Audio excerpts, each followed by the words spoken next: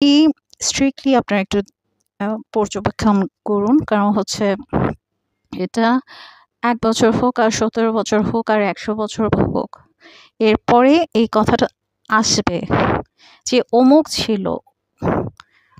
ভালো কাজ করলে বলবে ভালো কাজ, নয়তো খারাপ কাজ। এখন আপনারা আমার চাইতে অনেক বেশি বোঝেন রাজনীতির, আমি কিচ্ছু বুঝি না।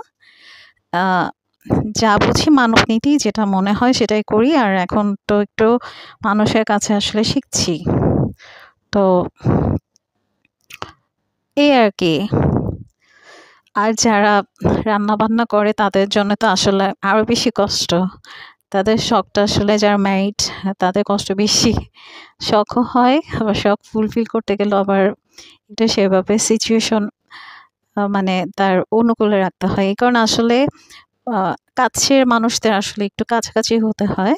সে যাতে তার সেই মানে মানে বাবার পাশে যেই শান্তিটা সে পেত, যেই স্বাধীনতা পেত, হয়তো শ্বশুরবাড়িতে সে ভালোবাসার কারণে সেটা সে নিতেও চায় না, পেল। কিন্তু তারপর উচিত যে হ্যাঁ, থাক। এই সময়টুকু তুমি আমাকে দিবে।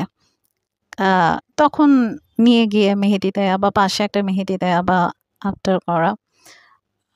যেহেতু আমরা মুসলিম, তো মানে আমরা না, আমরা সবাই, এবং হ্যাঁ, এই আনন্দটা অবশ্যই আমাদের অন্যান্য ধর্মের সবার জন্যই। সবাইকে শুভেচ্ছা। ঈদ মোবারক অগ্রিম। সবাইকে ঈদ মোবারক অগ্রিম শুভেচ্ছা জানাচ্ছি। তো আমি হয়তো ঈদের দিন আমি বেশিরভাগই ঈদের দিন ঘুমাই। কারণ এটা আমার ফেভারিট। ঘুমাতে পছন্দ করি। আমার এক বিন্দু এর জন্য লজ্জা করে না। যেটা আমার পছন্দ সেটা আমি করি। এটা তো কারো জন্য হার্মফুল না। So it's okay. আর আমি সব ধর্মকে রেসপেক্ট করি, সব ধর্মকে। সব ধর্মের সব ধর্মকে যেমন রেসপেক্ট করি, তেমনি সব দেশের পতাকাকে রেসপেক্ট করি। আর আমার দেশের পতাকাকে একটু বেশি ভালোবাসি। একটু এখানে আমি স্বার্থপর। কারণ যেহেতু আমাদের কাছেই বলা হয়েছে, হ্যাঁ, আমাদের হিন্দু থেকে শুরু করে অন্যান্য ধর্মাবলম্বী যারা আছেন তাদের প্রতি আমার অনেক, অনেক ভালোবাসা, শ্রদ্ধা। কারণ আমি মুসলমান বলে যে আপনারা আমার শত্রু, মোটেও না। হ্যাঁ? ইসলামে এই ধরনের কোনো নিয়ম নেই। ইসলামে সবার ধর্মকে সম্মান করার কথা বলা হয়েছে। জোরপূর্বক কাউকে ইসলাম ধর্মে আসতে বাধ্য করা যাবে না। তাকে ডিস্টার্ব করা যাবে না। কারো ব্যক্তিগত বিষয়ে হাত দেয়া যাবে না। হ্যাঁ? ওই যেটা বলে ওগুলো আসলে সত্যি না। ইসলামে কোনো মানে ফোর্স শব্দের নাই। আসলেই ইসলাম শান্তির বাণী। ইসলামের যেই নিয়ম সেটা যদি আমাদের মুসলমানরা মেইনটেইন করত, ইসলামে মেয়েদের যেই সম্মান দিয়েছে, যেই স্বাধীনতা দিয়েছে, যেই রেসপেক্ট দিয়েছে, যে ভ্যালু দিয়েছে, মানে সবটুকু বলে না তো, অল্প, অল্প বলে। আর আমাদের মতো কিছু পণ্ডিত এদেরকে মানে কিভাবে বলতে হবে। আর কিছু হলেই শাহবাগী, তারপর হচ্ছে রাজাকার, তারপর আফসোস লীগ, তারপরে কি যেন বিএনপিকে যেন কি বলে? কয়েকটা বাজে কথা বলে। হ্যাঁ, এই ধরনের কথা বলা বন্ধ করেন, হ্যাঁ? আগে নিজেকে দেখেন। যার, যার কবরে শেষে যাবে। আর ঈদে পারলে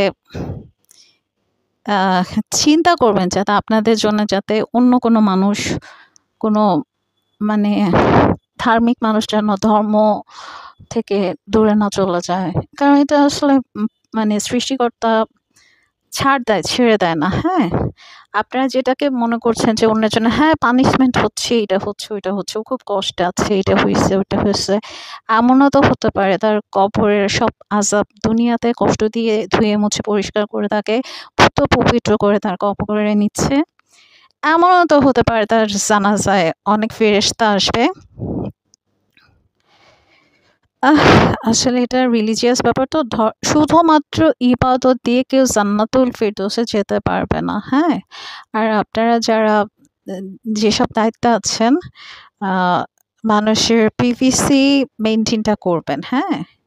দেশের সাথে আপনারা পর্যবেক্ষণ করতে পারেন, সেটা ঠিক আছে। মনিটরিং করেন ভালো। সেটার রিলস যেন না হয়। ক্রিটিসিজম যেন না হয়, বুলিং যেন না হয়। কারণ সবারই দোষ ত্রুটি আছে। যেমন আমার অনেক গুণ আছে যেটা আমার গুণগুলো আসলে হাইলাইটেড করে না। আমি তো আলহামদুলিল্লাহ। আল্লাহ আমাকে ইনশাআল্লাহ অনেক গুণ দিয়েছে। এজন্য আমি খুশি। তো আমার কাছে এই ভিডিওটা, এই প্যাচালের অর্থই হচ্ছে আমার কাছে কোনো ২ দেশের সাথে কোনো তফাৎ নেই, কোনো দ্বন্দ্ব নেই, কোনো ঝামেলা নেই। আমার কাছে ২ দেশ খুব কাছের, আমার প্রতিবেশী রাষ্ট্র। তারা আমাদেরকে ইনশাআল্লাহ হেল্প করবে।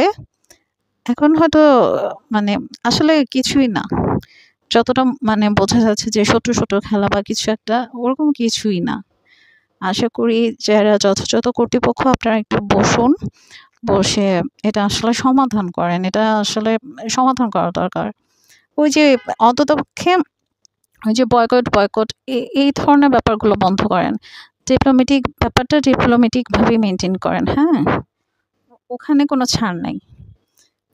আর যিনি দায়িত্বে আছেন অনেক জ্ঞানী মানুষ মাশাআল্লাহ। আ এ তো আ আসলেই উনি মেধাবী। কিন্তু কষ্টের বিষয় উনি আমাকে ক্ষমা করবেন। আমার ভুল হলে আমার কথাগুলো ক্ষমাসুন্দর দৃষ্টিতে দেখবেন। কিন্তু আসলে উনি রাজনীতি অতটা বোঝে না, হয়তো শিখছে। আর আমি অবশ্যই স্বীকার করি, আমার কাছে মনে হয় লীগ রাজনীতি বোঝে। তবে কিছু জায়গায় খুব মারাত্মক ভুল করে ফেলেছিল। তো সেই একই ভুলে আবার না কেউ হাঁটে। আমি অল্প বললাম। আমি যেহেতু রাজনীতি করি না, আমাদের মতো লোকদের কথা আসলে একটু বোঝার চেষ্টা করা উচিত। কারণ এটা কিন্তু ১-২ জনের কথা না। হুম? এটা হয়তো অনেকে বলে না। যাই হোক, আশা করি ইনশাআল্লাহ সব ঠিক হয়ে যাবে। আ আর আমাকে খোঁজাখুঁজি করার দরকার নেই আর, হ্যাঁ? আমার যেসব ডিমান্ড আছে I think আপনারা জানেন, যারা যথাযথ কর্তৃপক্ষ আছেন ওই ডিমান্ডগুলো ফুলফিল করে দেন। তো এটা ইমার্জেন্সি হয়ে গেছে। নিজের দেশের স্বার্থে এটা করেন, নিজেদের ব্যক্তিগত স্বার্থে করেন। আমার স্বার্থে করার দরকার নেই। আর আমার কাছে পাকিস্তান, ভারত এই নিয়ে কোনো দ্বন্দ্ব নেই। যেই দেশ যেটা ভালো আমি সেটাই পণ্য কিনবো। এবং আ আপনারা শুধু ভয় দেখান। ভয়ও পাই। এমন না যে ভয় পাই না, ভয় পাই। ভয় পেয়ে আবার চিন্তা করি, মিথ্যা বলছে। এখন এটাই ভাবি যে মিথ্যা।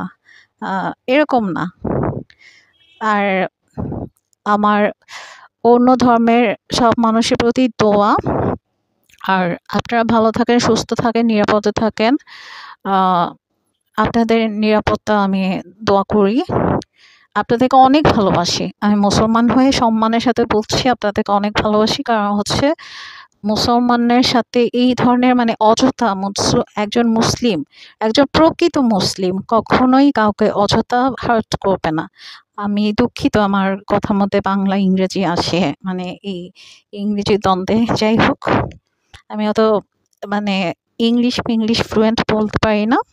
এর জন্য আমার কোনো লজ্জা নাই। কারণ এটা সেকেন্ড ল্যাঙ্গুয়েজ আমার। আমার মাতৃভাষা হচ্ছে বাংলা। ওটা টুকটাক আলহামদুলিল্লাহ যা পারি, যতটুকুই পারি আলহামদুলিল্লাহ।